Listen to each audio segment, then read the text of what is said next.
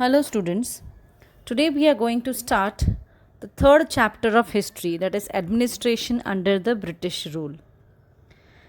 So, students, as we know, the East India Company came to India for trade. The main aim of the company was to earn profit. From the period of 1600 to 1757, trade remained an important concern for the company. They were completely focusing on the trade, but soon it became successful in gaining monopoly over the trade in India, as we have already done in the previous chapter. Beginning from the Battle of Plassey, that was in 1757, they gained a strong position in India. After Battle of Buxar in 1764, it completed the work of consolidation and expansion of the territories by annexation of Punjab in 1849. The British East India Company established its authority in Indian subcontinent. Various treaties, various administrative policies, wars, alliance enabled the company to gain territorial powers and interfere in the public, political, and administrative affairs of the people.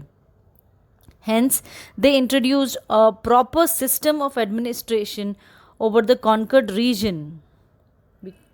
The officials of the company earned huge profit by involving themselves into the illegal trade. Therefore, the British Parliament felt the need to keep a check over the company's officials. So, talking about the different administrative reforms which the company brought for the check of the company's officials were like Regulating Act of 1773, Pitt's India Act of 1784, Charter Act. So, students, talking about the Regulating Act of 1773. The Regulating Act was passed in the British Parliament in June 1773. It was the first parliamentary rectification and authorization defining the powers and authority of East India Company with respect to its Indian possession. So let us know about what were the reasons of passing this Regulating Act. There were many reasons. The East India Company was in severe financial crisis and had asked a loan of 1 million pounds from the British government in 1772. Second reason, allegations of corruptions and nepotism were rampant against the company officials. Next was there was a terrible famine in Bengal where a huge population perished. Next was the dual form of administration instituted by Robert Clive was complex and drawing a lot of complaints. According to this system, the company had Diwani rights obtained after the Battle of Buxar in Bengal, and the Nawab has had Nizamat rights, judicial and policing rights, as secured from the Mughal emperor. In reality, both powers were vested in the company. The farmer and the general population suffered as their improvement was neglected, and the company was only concerned with maximizing their revenues. Lawlessness increased in Bengal. And the next reason is the defeat of company against the Messours Hyder Ali in 1769. So students, why were the public suffering between the Nawabs and the Britishers? It was because of the dual government adopted. Under the system, we know the Nawab became a puppet at the hands of the Britishers. He had the responsibility but no power. On the other hand, the company had enough political powers but no responsibility. So the company officials became busy in just appraising the wealth. And this period proved a devastating, great misery period of Bengal. So finally, in 1772, Warren Hastings was appointed as the Governor General of Bengal. He was the one who abolished all this system, and the company undertook the rule directly through its own officials. Now, talking about the provisions of Regulating Act. This act permitted the company to retain its territorial possessions in India but sought to regulate the activities and functioning of the company. It did not take over the power completely, hence called regulating. The act provided for the appointment of a governor general along with four councillors in the presidency of Fort William, that was situated in Calcutta, jointly called the Governor General in the Council. As per this, Warren Hastings was appointed as the Governor General, as I said. The governors in the councils at Madras and Bombay were brought under the control of Bengal, especially in the matters of foreign policies. Now they could not wage war against Indian states without the Bengal's approval. The company directors were elected for a period of 5 years and 1/4 of them were to retire every year. Also, they could not be re elected. The company directors were directed to make public all correspondence on the revenue, civil and military affairs with Indian authorities before the British authorities. A Supreme Court of Judicature was established at Calcutta with Sir Elijah Impey as the first Chief Justice.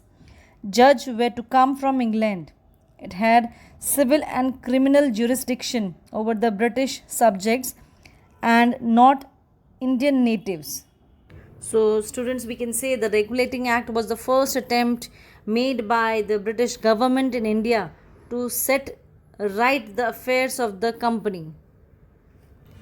But students, as we know, each coin have two sides. So, the Regulating Act has its own limitations. There were defects in Regulating Act. And what were the defects? Let us read about that. The first one was the Governor General had no veto power.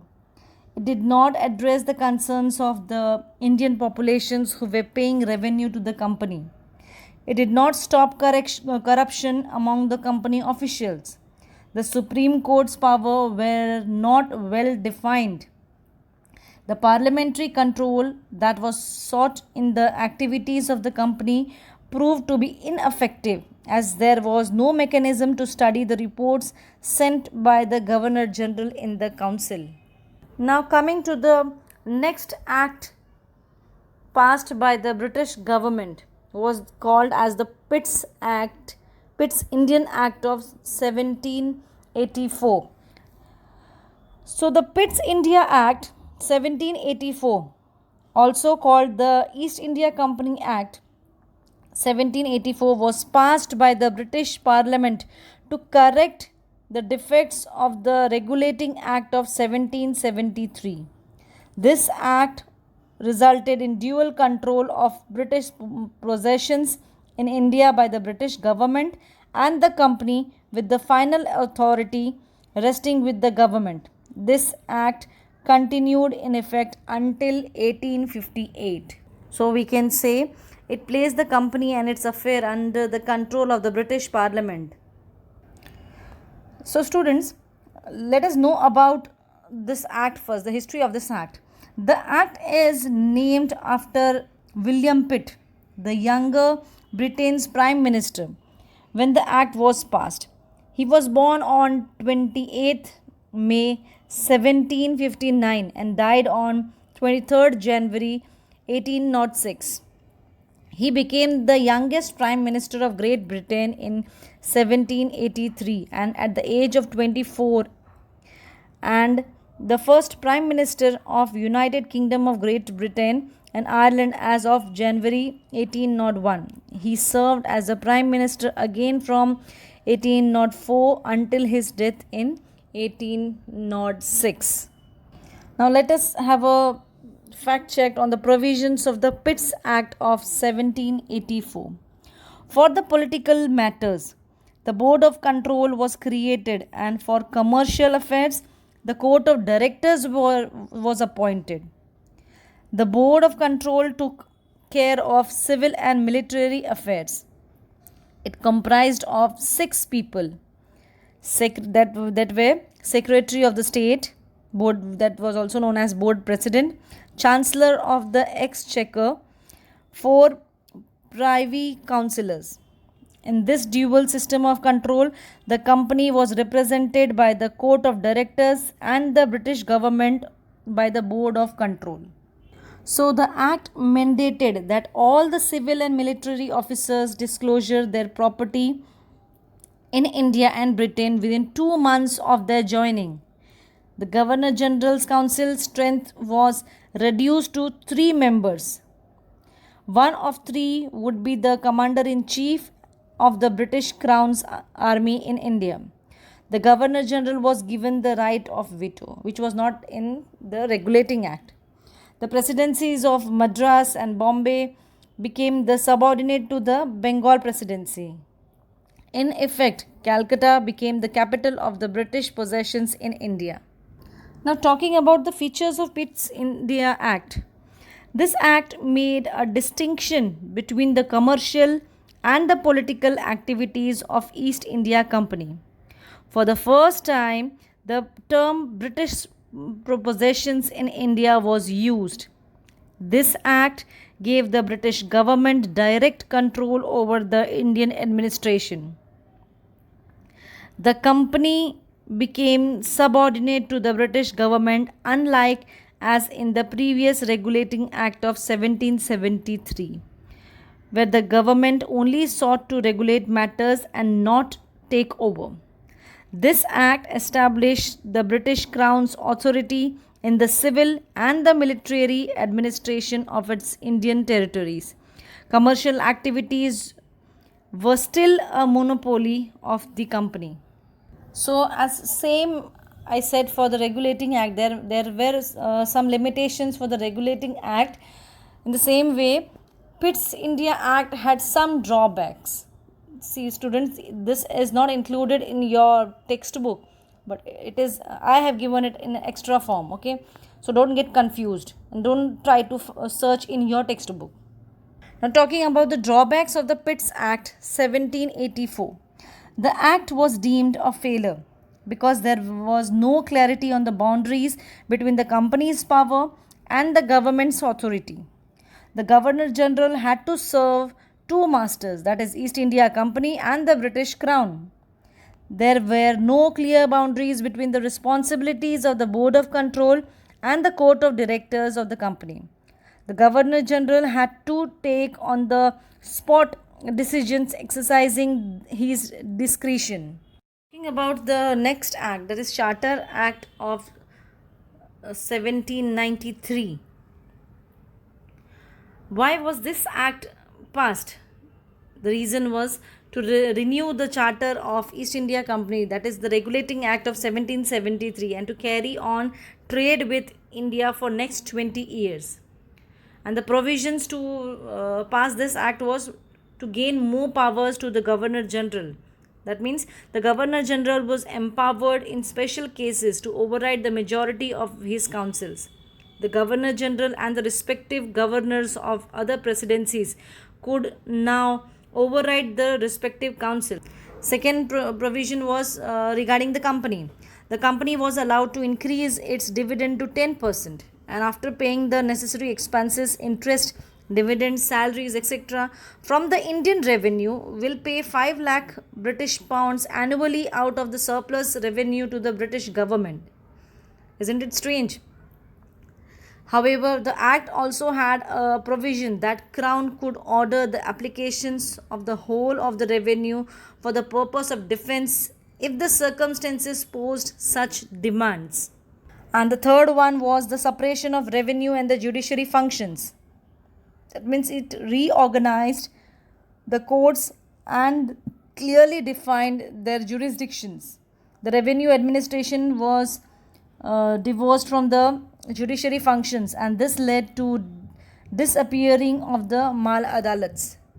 Now, talking about the Charter Act of 1813, it was introduced to renew the Charter Act of East India Company of 1793.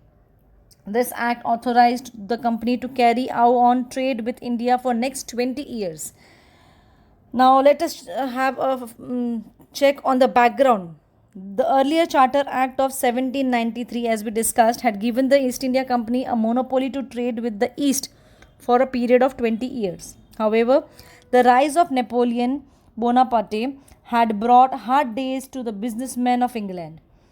Napoleon Bonaparte had put in place the Berlin Decree of 1806 and Milan Decree of 1807, which forbade the import of British goods into the European countries allied with or dependent upon France, and thus installed the so called continental system in the Europe.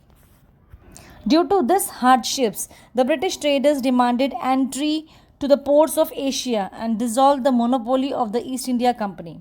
Apart from these hardships, the theory of free trade policy of Adam Smith had also become popular in those days. The supporters of this policy started giving arguments on how ending the monopoly of the East India Company in trade with India could bring help the growth of the British commerce and industry. However, the East India Company opposed these arguments, giving a logic that its political authority and commercial privileges cannot be separated.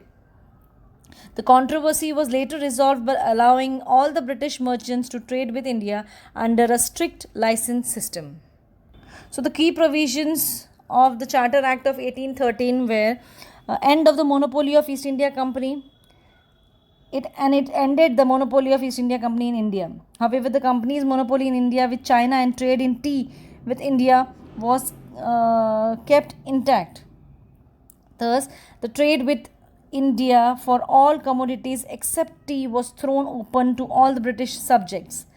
This lasted till 1833, when the next charter abolished the trade of the company. Second provision was that the permissions to the Christian missionaries were given.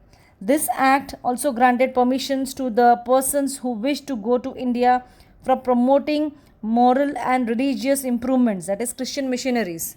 There was also a provision that the company should invest rupees 1 lakh every year on the education of Indians. The act also empowered the local governments in India to impose tax on the person and to punish those who did not pay them. Now, talking about the Charter Act of 1833, according to this act, the Governor General and the councils had full power over the civil and the military affairs of the company's territories in India. He was fully empowered to exercise all the law makings and financial powers of the provinces. Next Charter Act was introduced in 1853. Under this act, the company administration extended all over the Indian Empire until the Parliament decided to take the Indian Empire under the crown directly. So students, this was all for today. In the next video, we are going to learn and read about the civil administration under the company's rule.